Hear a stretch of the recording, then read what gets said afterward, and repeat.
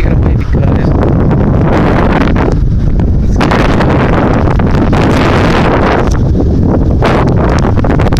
now you see it.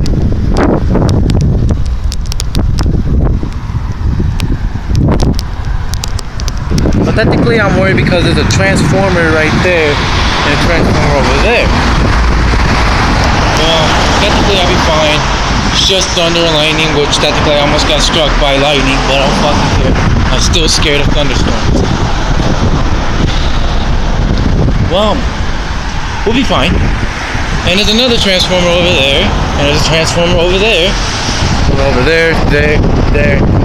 So if all four of them got struck by lightning at the same fucking time, my first thing is blocking my ears. So I'm staying in this tunnel till the rain stops. Which I think, look, you can't even freaking see downtown Cleveland.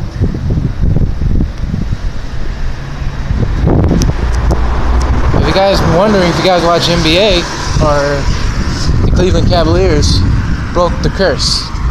Okay, it looks like it's not getting heavy though. Checking. Okay, you guys can barely see it, so I'm staying under this until the rain stops. Sounds like a good plan though.